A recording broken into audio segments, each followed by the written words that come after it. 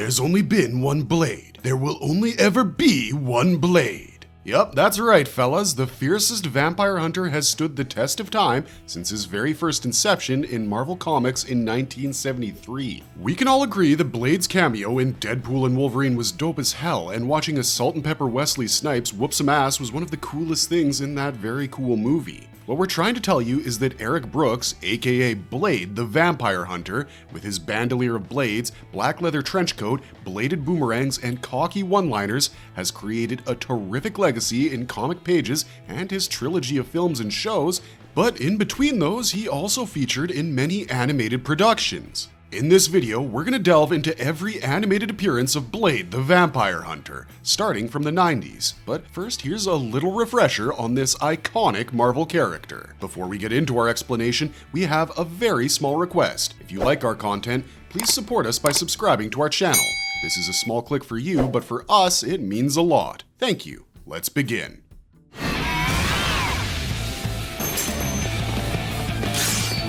Who is Blade?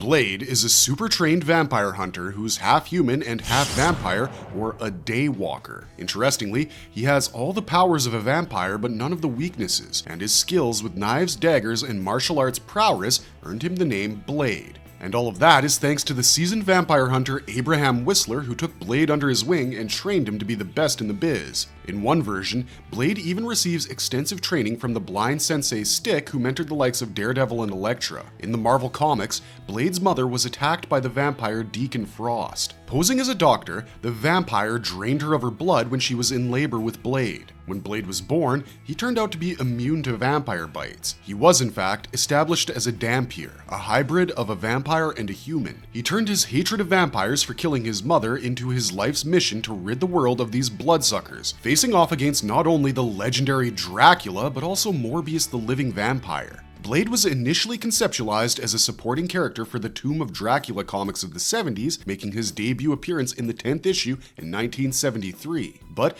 his popularity eventually paved the way for standalone storylines, eventually turning this vampire killer into a cult franchise. Blade's signature weapon is his trusty silver katana, often paired with his revolver and boomerang blades. In addition to his immunity to vampire weaknesses such as sunlight, silver, garlic, and wooden stakes, Blade also has an iron will to control his thirst for blood.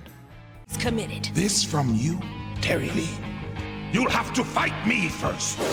Spider-Man, the animated series, 1994. Blade's first animated appearance was in 1994's Spider-Man, the animated series, in the 22nd episode titled Blade the Vampire Hunter. Voiced by J.D. Hall, Blade's origin was slightly tweaked in this storyline when he was half human and half vampire, born out of a union between his human mother and vampire progenitor Deacon Frost, who fell in love with Blade's mom. Regardless, she was later turned into a vampire, but before that, she left Blade alone at an orphanage as she wanted to spare him growing up in the dark world of vampires. Blade ran away and was living on the streets when he was rescued and trained by Abraham Whistler. The mentor developed a serum for Blade, which kept his bloodthirst at bay and prevented him from turning into an undead. Blade emerged in Manhattan to investigate the murders done by the vampire Morbius around the same time when the Daily Bugle speculated that Spider-Man had been turned into a bloodsucker. Blade attacked the wall crawler with a garlic gas grenade, but soon realized he wasn't the target, but Morbius was. Blade and Spidey clashed several times as Spider-Man wanted to turn Morbius back into a human, while Blade wanted to finish him off. However, Spider-Man also saved Blade from dying when Morbius flew off with him and dropped him from a height. This series also introduces the character of Whistler on screen, who stops Blade from killing Spider-Man in the hideout and briefs Spidey on Blade's past. Blade and Spider-Man formed an unlikely alliance when Morbius stole the neogenic recombinator to turn every person on Earth into a vampire. The climactic clash took place in a shipyard when Morbius accidentally got exposed to the radiation from the neogenic recombinator, which merged his DNA with a bat, turning him into a vampire bat creature. But, as a half-vampire, Blade has superhuman abilities and his silver katana, all of which give him the upper hand over Morbius. Blade's modified motorcycle was one of the coolest things in the episode. It produced artificial sunlight to destroy vampires. In this animated series, Blade last appeared in the concluding part of the Secret Wars story arc when Blade, Black Cat, and Morbius fought off Blade's vampire mother.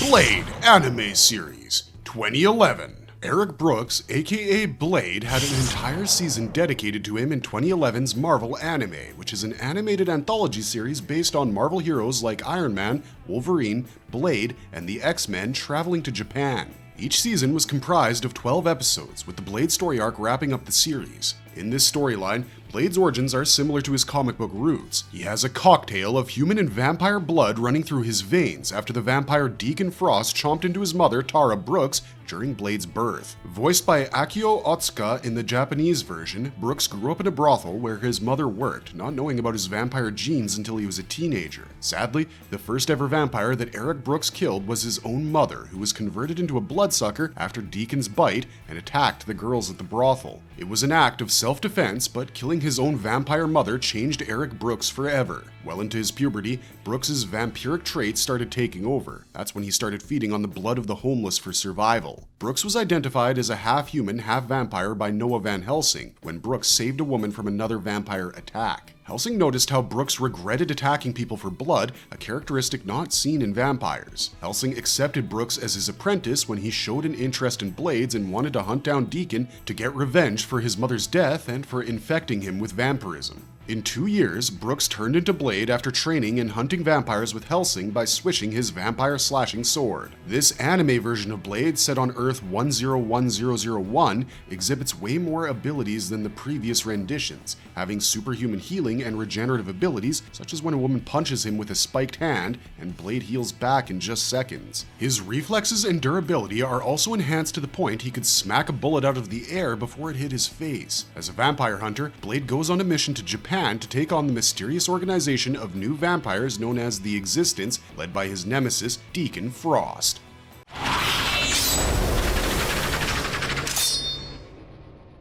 Ultimate Spider-Man 2012. Blade, also called the Daywalker, appears again in the 2012 animated series Ultimate Spider-Man in the 2-part episode titled Blade and the Howling Commandos. This version of Blade, voiced by Terry Crews, comes with his set of vampire-slaying weaponry such as UV rounds and flash bombs and silver katanas and spikes, as well as an elevated sense of arrogance. He disregards Spider-Man's crew as rookies and thinks lowly of Nick Fury's team, the Howling Commandos, which is a SHIELD-sanctioned unit of monster heroes that tackles supernatural threats. Sporting tattoos of ancient runes on his head, Blade prefers to operate alone and would only team up in dire situations, especially against Dracula. In this storyline, Blade emerges in a cemetery to save the Howling Commandos from an ambush by the Shadow Vampires, led by Drac himself. Dracula plans to connect the pieces of Tekhamenhotep's Ankh relic to become immune to vampirish weaknesses, but Blade vows to retrieve the relic and hand it over to Nick Fury. In the first showdown against Dracula inside the Natural History Museum, the Vampire Lord one-ups Blade by mind-controlling Power Man into attacking him. Later, Blade, along with the Howling Commandos, Werewolf by Night, Nkanthu the Living Mummy, Man-Thing, and Frankenstein's monster, infiltrate Dracula's castle along with Spider-Man, and the Ankh is transported to Manhattan. There, Blade cuts off the Ankh from around a rogue Nkanthu's neck and is thanked in return by Spider-Man for saving the city from a rampage. Yet again, Blade exhibits his incredible combat skills, limitless stamina, and superhuman abilities in this storyline. Hulk and the Agents of Smash 2013. Terry Crews reprises his role and Blade appears again in 2013's 2-season animated show Hulk and the Agents of Smash, this time as the leader of Nick Fury's Howling Commandos, along with the likes of Werewolf by Night, Frankenstein's monster, Nkanthu the Living Mummy, and Man-Thing. In this second season's 8th episode titled The Hulking Commandos, Nick Fury assigns Blade's team to hunt down the members of Smash in Salem, Massachusetts, where they are trick-or-treating on Halloween. However, when Dormammu sets an apocalyptic plan in motion, Blade and his team join hands with Smash to stop the demonic entity. Dormammu attempted to procure a magical hourglass possessing the powers of order and chaos from the Salem Museum in order to break into Earth's dimension and turn humans into mindless ones. But, thanks to the Howling Commandos and Team Smash, humanity was saved. Blade appears once again in the episode Planet Monster Part 2, where he and his team help Hulk battle the Kree Invasion army. As we mentioned before, this version of Blade possesses his signature human-vampire hybrid powers, along with super impressive regenerative healing. Even though Blade keeps his bloodthirst in check, even in the vicinity of a bleeding human, drinking blood accelerates his healing abilities and improves his superhuman strength. And of course, it's his healing factor that grants him immunity to aging and illness. How dare you? Marvel Disc Wars: The Avengers, 2015.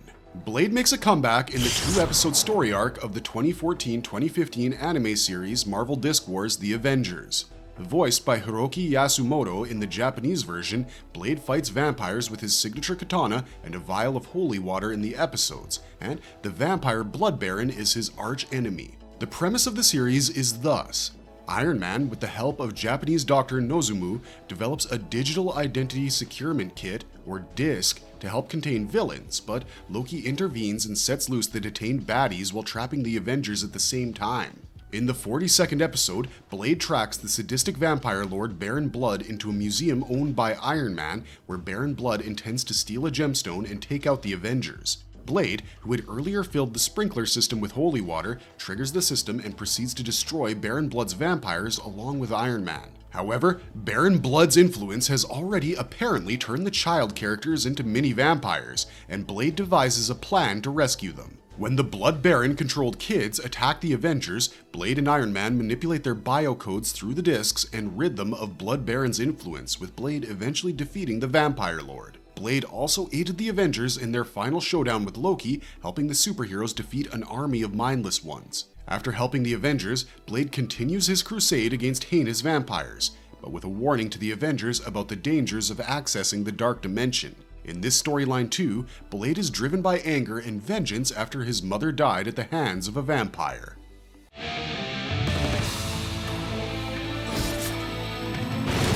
Marvelous verdict. So folks, whether it's movies or anime, Blade has always maintained his reputation as the badass vampire hunter he was trained to be. Be it Dracula, Morbius, or Baron Blood, Blade is the one name that those bloodsuckers fear the most, and we like it that way. And with Mahershala Ali stepping into Wesley Snipes' shoes for Marvel's upcoming Blade reboot, we can't wait to see what the Blade franchise has in store for us next. It may not be like the good old days of 90s CGI, but any Blade movie is surely going to be among the greatest vampire movies of all time. That's all we got for you this time, but if you liked our content, don't forget to leave a like and subscribe to us if you haven't already. Thanks for watching, stay safe out there, and have a marvelous day.